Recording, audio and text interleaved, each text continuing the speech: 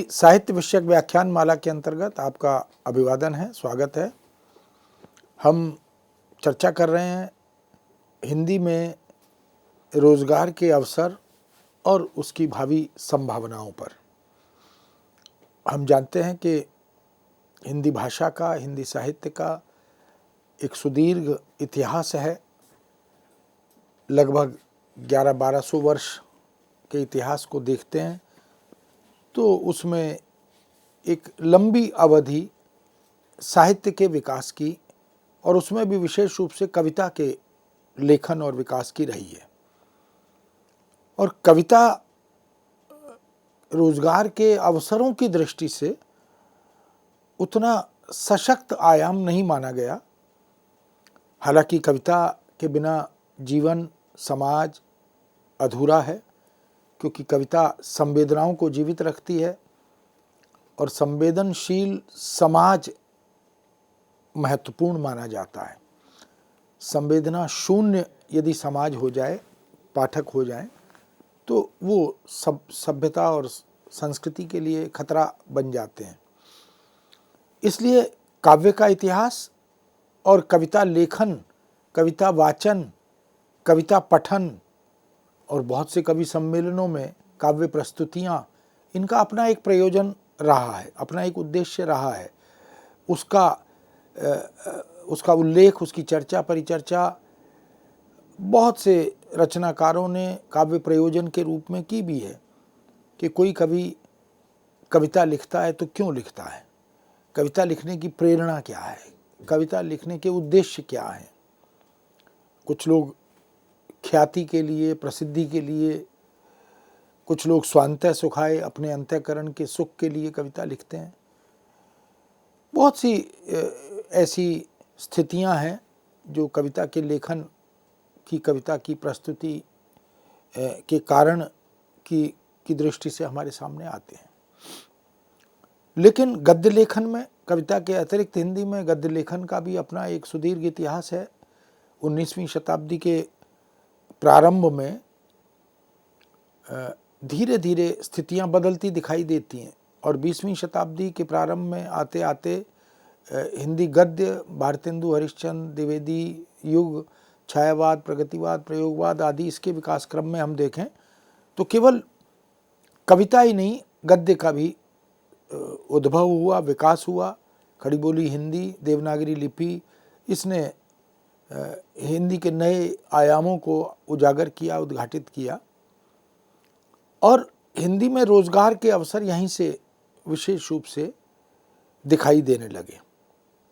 पत्र पत्रिकाओं में लेखन भी रोजगार का एक अवसर रहा, इसलिए मीडिया एक सशक्त आयाम, एक सशक्त दिशा बन गई। और इसी तरह से शिक्षण, प्रशिक्षण, ये भी एक रोजगार का आयाम रहा। अनुवाद रोजगार का एक आयाम बन गया। भारतेंदु युग में प्रचुर मात्रा में अनुवाद होने शुरू हुए। स्वयं भारतेंदु ने बहुत से अनुवाद किए। मर्चेंट ऑफ वेनिस का दुर्लभ बंधु नाम से अनुवाद बड़ा प्रसिद्ध हुआ। और इसी तरह से हरिश्चंद्र को लेकर या बहुत से जो भारतेंदु मंडल के रचनाकार थे, उन्होंने नाट्य रचनाओं का, जो पत्रकारिता से जुड़ी हुई विधाएं और रचनाएं हैं, उनका अनुवाद भी समय समय पर किया। द्विवेदी युग तक आते आते तो अनुवाद एक सशक्त साधन, उपकरण बनता चला गया। लेखन के साथ साथ अनुवाद की जगह भी धीरे धीरे बनती चली गई। यह अनुवाद संस्कृत से हिंदी में और अंग्रेजी से हिंदी में प्रचुर मात्रा में हुए और फिर धीरे धीरे हिंदी से भारतीय भाषाओं में और अंग्रेजी में अनुवाद की परंपरा भी शुरू हो गई। इस तरह हम देख सकते हैं कि खड़ी बोली हिंदी जो गद्य और पद्य की भाषा बनी, उसने भारतेंदु युग से लेकर आज तक एक बहुत संतोषजनक स्थिति में सफलता हासिल की और रोजगार के बहुत सारे अवसर पैदा भी किए। इसलिए जब हम हिंदी में रोजगार प्राप्ति की परिकल्पना करते हैं, चर्चा करते हैं, तो सबसे पहले हमारे सम्मुख एक विचारणीय बिंदु आता है। वह यह कि रोजगार प्राप्ति की जितनी चिंता है, हिंदी के माध्यम से आजीविका, कामकाज या व्यवहार में अनुप्रयोग आदि की जितनी चर्चा और चिंता हम करते हैं, क्या उसके लिए उतनी अर्हताएं जुटाने का प्रयत्न भी हम करते हैं या नहीं?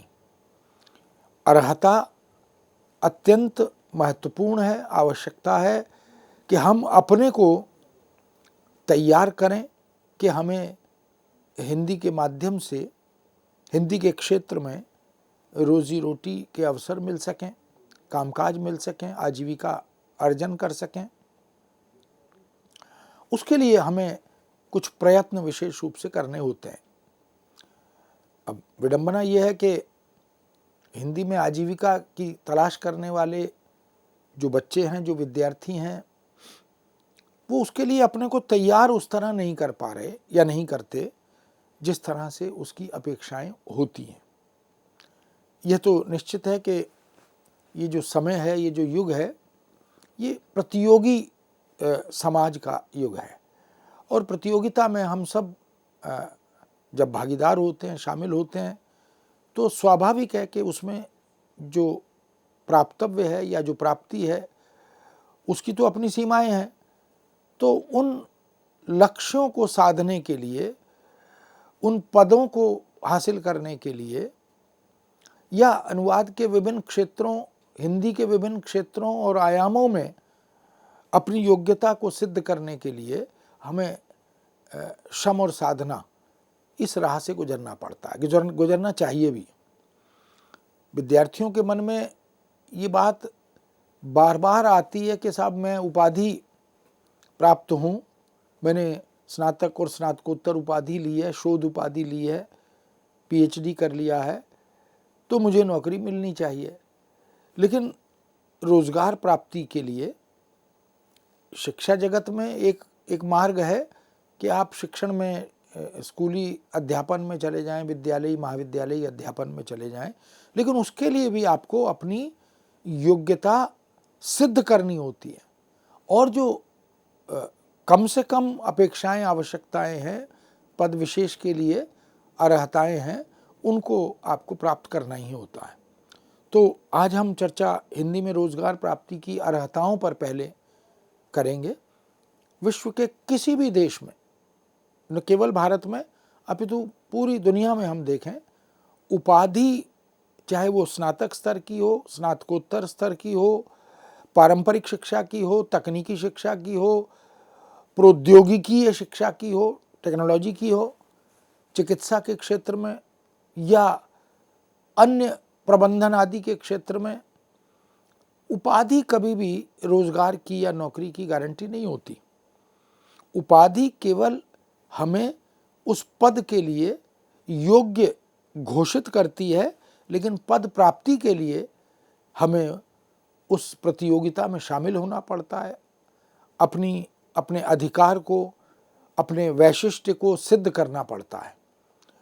हमारे युवाओं ने सामान्यतः ये धारणा बना ली है मनोमस्तिष्क में कि स्नातक या स्नातकोत्तर या शोध आदि की उपाधि प्राप्त करने से आजीविका या नौकरी मिलनी ही चाहिए या मिल ही जाएगी।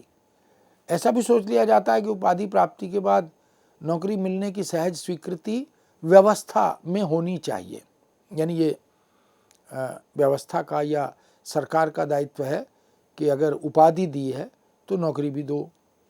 ये वस्तुतः एक मांग, एक अपेक्षा, आवश्यकता हो सकती है, लेकिन व्यावहारिक रूप से ये संभव नहीं है, क्योंकि शिक्षा का अधिकार, शिक्षा अर्जन करने का अधिकार हम सबका है। पढ़ने से कोई किसी को रोकता नहीं है, रोक सकता भी नहीं है, सब पढ़ सकते हैं। कुछ लोग स्वांतः सुखाय भी अध्ययन करते हैं, पढ़ाई करते हैं, उपाधि अर्जित करते हैं। कुछ लोगों के उपाधि अर्जित करने के अपने कुछ प्रयोजन, अपने कुछ उद्देश्य सुनिश्चित होते हैं। वो सामाजिक और पारिवारिक हो सकते हैं, व्यक्तिगत हो सकते हैं। कोई ज़रूरी नहीं कि जो उपाधि प्राप्त कर रहा है वो आजीविका के क्षेत्र में प्रयासरत हो। बहुत से लोग अपनी आत्मतुष्टि के लिए भी पढ़ाई लिखाई करते हैं, उपाधि अर्जित करते हैं। इसलिए ये जो वर्तमान समय है उसमें जनसंख्या बहुत अधिक है, दिन प्रतिदिन संख्या बढ़ भी रही है और संसाधन इतने बड़े विशाल विराट देश के पास तुलना में बहुत कम है। हम आज़ाद हुए उसमें भी बहुत अधिक समय नहीं हुआ। हिंदी, खड़ी बोली हिंदी, व्यवहार मूलक हिंदी बनी, उसका समय भी बहुत अधिक नहीं हुआ। 60-65 साल का समय अभी निकला है, जिसमें खड़ी बोली हिंदी के अनुप्रयोग को, व्यवहार को रोजी रोटी की दृष्टि से, आजीविका की दृष्टि से हम देखने लगे, उस पर विचार करने लगे। ऐसे में हिंदी के क्षेत्र में रोजगार प्राप्त करने के लिए हमें अपने को तैयार करना पड़ेगा। ये करना होता है, जैसे शिक्षण प्रशिक्षण होता है, जैसे अभ्यास होता है। अगर रक्षा की सेवाओं में जाना चाहे कोई, जल थल वायु में, तो उसके लिए उसे अपनी अर्हता पूरी करनी होती है, अपनी योग्यताएं अर्जित करके सिद्ध करनी होती हैं। ऐसे ही हिंदी हो, वाणिज्य हो, अर्थशास्त्र हो या दूसरे तमाम प्रबंधन आदि के क्षेत्र हों, उसमें हमें ये सिद्ध तो करना पड़ता है कि हम इस पद के अधिकारी हैं, योग्य हैं और हमें इसका अवसर मिलना चाहिए। इसलिए अपेक्षित अर्हताएं पूरी करना ये प्राथमिकता है। अपनी कार्यकुशलता, भाषा पर अधिकार, भाषा की साधना, प्रयोग अनुप्रयोग की कला, कार्यकुशलता और इसी तरह से कलात्मकता का परिचय, यानी हम शब्द क्या है, अर्थ क्या है, शब्द चयन का आधार क्या है, शब्द प्रयोग अनुप्रयोग के प्रेरक कारण क्या हैं और कहाँ कैसी भाषा का, कैसे शब्द का प्रयोग करना है, क्यों नहीं करना है, ये सारी जानकारियाँ हमें होनी चाहिए। भाषा अनुशासन सापेक्ष होती है।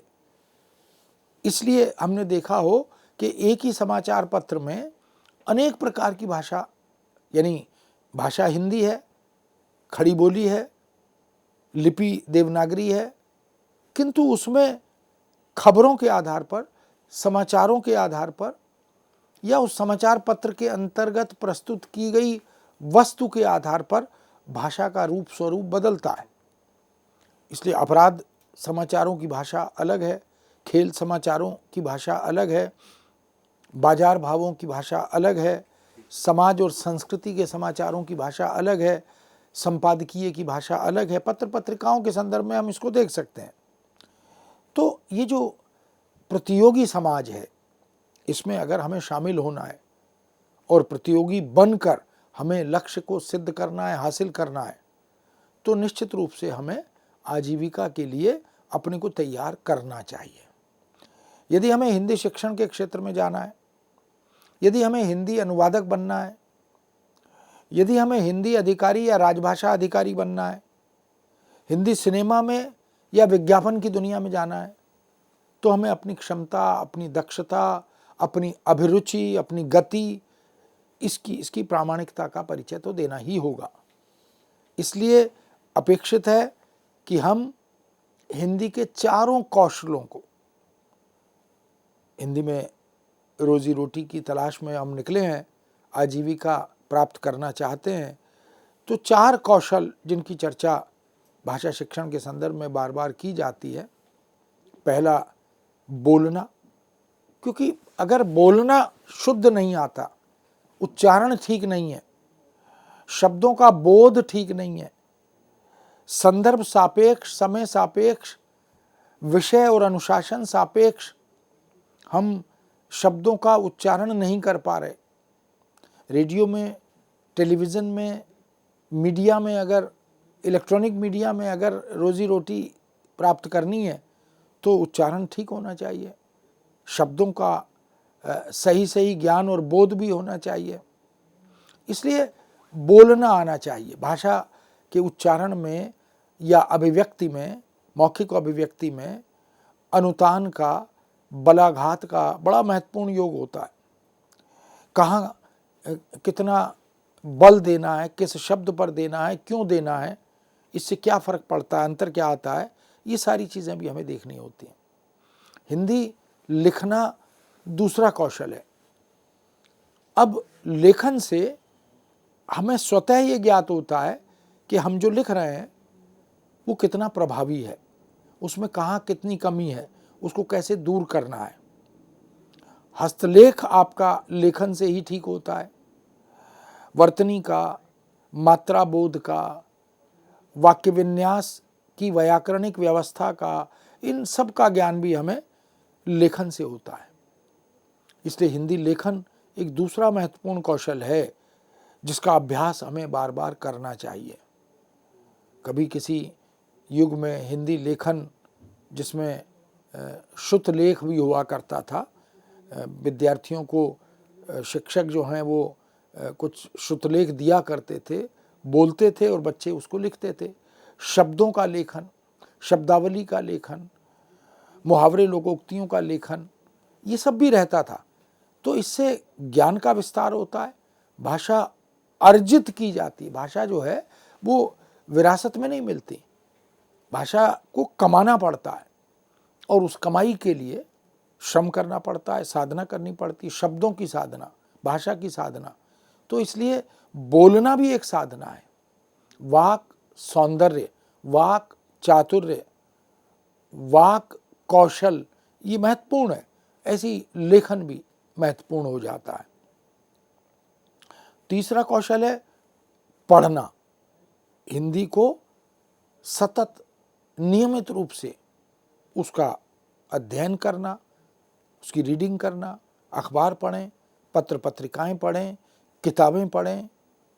अब जो पठनीयता है, अगर वो किसी भाषा पर आप अधिकार चाहते हो तो उसकी रीडेबिलिटी, उसकी पठनीयता, ये महत्वपूर्ण है। इसीलिए पुस्तकालय बनाए गए, इसीलिए निजी संग्रहालय पुस्तकों के, पत्र पत्रिकाओं के बनाए जाते हैं। जब जब समय मिले तब तब हमें साहित्य पढ़ना चाहिए, साहित्येतर क्षेत्रों में हिंदी के प्रयोग अनुप्रयोग से अवगत होना चाहिए, नई शब्दावली का बोध होना चाहिए, क्योंकि भाषा का आधुनिकीकरण भी होता है। भाषा समय समय पर विकसित होती है, गतिशील होती है, बढ़ती चलती है और अनुशासन सापेक्ष भाषा भी निर्मित होती है, वो चाहे मौलिक हो या अनुदित हो। तो अगर हम पढ़ेंगे, चाहे वो पाठ्य पुस्तकें हों, संदर्भ ग्रंथ हों, पत्र पत्रिकाएं हों, अब तो ऑनलाइन पढ़ने पढ़ाने की सुविधाएं भी बहुत हैं। अब तो डिजिटल कंट्री हमारा बन गया, देश बन गया, तो हम अपने मोबाइल पर, अपने इंटरनेट कंप्यूटर पर हम तमाम तरह की रचनाओं को खोल सकते हैं, ट्विटर पर, ब्लॉग राइटिंग पर, और यहाँ तक कि अगर हमें पूरा साहित्य पढ़ना है तो वो भी हमें कंप्यूटर पर, इंटरनेट के माध्यम से उपलब्ध है। कोई उपन्यास पढ़ना है, कोई कहानी पढ़नी है, कोई कविता पढ़नी है, कोई जीवनी पढ़नी है, कोई संस्मरण पढ़ना है, कोई रेखाचित्र पढ़ना है, कोई यात्रा वृत्तांत पढ़ना है, ये सब हमें अब तो इतना सुविधा की बात हो गई है। और मोबाइल के बारे में तो कहते ही हैं, कर लो दुनिया मुट्ठी में। तो आप देश का, विदेश का, भारतीय भाषाओं का, हिंदी का जो भी साहित्य उपलब्ध है, वो धार्मिक है, वो ऐतिहासिक है, वो सामाजिक है, वो सांस्कृतिक है, या किसी अन्य प्रकार का तकनीकी है, उद्योग और प्रौद्योगिकी से जुड़ा हुआ है, उन सब का पठन पाठन ये हम कर सकते हैं, हमें करना चाहिए। उससे हमें जो पठनीयता है, उससे हमें भाषा के विभिन्न रूपों का भी बोध होता है कि वो भाषा किस अनुशासन की है, किस क्षेत्र की है। चिकित्सा की भाषा, चिकित्सा क्षेत्र की भाषा अलग है, प्रबंधन की भाषा अलग है, मास मीडिया की या जनसंचार माध्यमों की भाषा अलग है। उनमें भी फिर जो विषय हैं, जो अनुशासन है, भाषा वहाँ भी बदलती चली जाती है। तो ये तीसरा कौशल है। पहला हमने हिंदी बोलने का, यानी किसी भी भाषा को अगर आप सीखना चाहते हैं, अधिकार प्राप्त करना चाहते हैं, प्रतियोगिताओं में जाकर सफलता हासिल करना चाहते हैं, तो उच्चारण ठीक हो, क्योंकि साक्षात्कार देने पड़ेंगे, इंटरव्यूज़ में जाना पड़ेगा। हिंदी लेखन का अभ्यास होना चाहिए, अधिकार होना चाहिए, वर्तनी शुद्ध हो, मानक हो, वाक्य विन्यास ठीक हो, व्याकरण का बोध हो, ये सारी चीज़ें भी जाननी चाहिए। और संदर्भ सापेक्ष चयन या प्रयोग भाषा का, शब्द का, मुहावरे लोकोक्ति का, वो भी होना चाहिए। और हिंदी पढ़ना यानी पठनीयता, लगातार जब हम पढ़ते हैं तो भाषा कमाई जाती है, अर्जित करते हैं। इसीलिए लोग पत्र पत्रिकाएं पढ़ते हैं, इसीलिए लोग कहानियाँ, उपन्यास, नाटक पढ़ते हैं, ताकि उससे भाषा का ज्ञान बढ़े, शब्द संपदा बढ़े, अवधारणाएं स्पष्ट होती चली जाएं। और चौथा कौशल है सुनना। हम हिंदी को या किसी भी दुनिया की भाषा को, चाहे वो हिंदी हो, अंग्रेज़ी हो, संस्कृत हो, पंजाबी, उर्दू, गुजराती, मराठी, तमिल, तेलुगु, कोई भी हो, अगर हम उसके भी ज्ञान को समृद्ध करना चाहते हैं, संपन्न करना चाहते हैं, भाषा संपदा का विकास करना चाहते हैं, तो लगातार हमें, क्योंकि ये तो युग ही सोशल मीडिया पर, जनसंचार माध्यमों में, ऑडियो विजुअल्स पर, सीडी डीवीडी पर, कैसेट्स पर तमाम तरह की सुख सुविधाएं उपलब्ध हैं। आप खूब सुनिए। अगर सिनेमा में भी जाते हैं तो भी हम भाषा सुनते हैं, मोबाइल पर बैठते हैं तो भी सुनते हैं, कंप्यूटर पर, दूरदर्शन पर, टेलीफोन पर। अब हम जो सुन रहे हैं वो केवल एक रस्म अदायगी ना हो। जब हम गीत सुनते हैं, जब हम संवाद सुनते हैं, जब हम किसी नाट्य प्रस्तुति का श्रवण करते हैं, तो हम क्या सीख रहे हैं, कितनी नई शब्द संपदा अर्जित कर रहे हैं, ये महत्वपूर्ण है। इसलिए मित्रों, ये 4 कौशल अगर अर्हता प्राप्त करनी है, योग्यता प्राप्त करनी है, तो इस पर बल देना होगा। हम केवल अपनी पाठ्यपुस्तकों तक और परीक्षा में उत्तीर्ण होने तक अपने भाषा ज्ञान को सीमित न करें। जितना विस्तृत व्यापक हम अध्ययन करेंगे, उस भाषा और साहित्य से अवगत होंगे, उतना उसका लाभ मिलेगा। इसलिए साधिकार भाषा को आत्मसात करना, भाषा की रचनाओं को, उसकी अवधारणाओं से परिचित होना, यह अत्यंत आवश्यक है और अनिवार्य है। दूसरी अर्हता अपेक्षा कि इन कौशलों के आधिकारिक ज्ञान से, ये 4 कौशल हैं, उससे हमारा उच्चारण शुद्ध होता है, क्योंकि मानक उच्चारण, शुद्ध उच्चारण, क्योंकि वर्तनी और लिपि की मानकता का भी बोध होता है। वर्तनी की मानकता, पठनीयता के अभ्यास और श्रवण कला में प्राप्त बोधगम्यता, बोधात्मकता, ये सब हमें आजीविका की राह पर चलने के लिए सशक्त बनाते हैं। हम कभी कभी इसका पूर्व अनुमान लगा नहीं पाते, लेकिन ये बात ठीक है, भाषा और साहित्य के क्षेत्र में ये जो मानकता और शुद्धता है, ये जो अधिकार प्राप्ति है, ये जो बोधगम्यता है, यह अत्यंत आवश्यक है। इसलिए अगर हमें हिंदी के क्षेत्र में रोजी रोटी की तलाश है, आजीविका की तलाश है, तो आप अविलंब इन 4 कौशलों के व्यावहारिक ज्ञान से जुड़ना प्रारंभ कीजिए।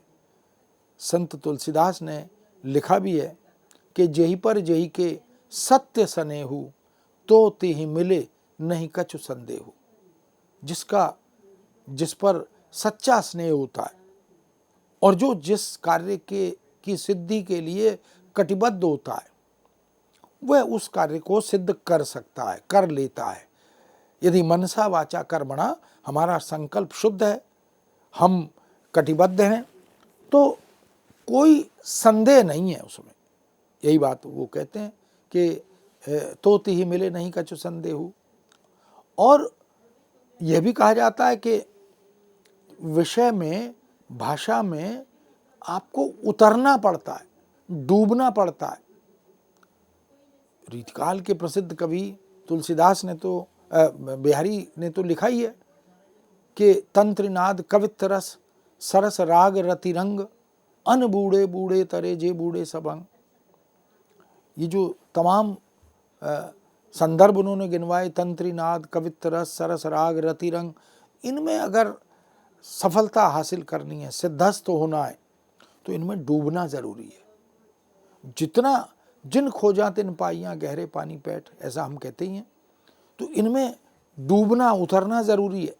और जो डूब गया, यानी सर से पांव तक अगर हम उसमें सराबोर हो जाते हैं, तो निश्चित उसका ज्ञान, उसका लाभ हमें प्राप्त होता है।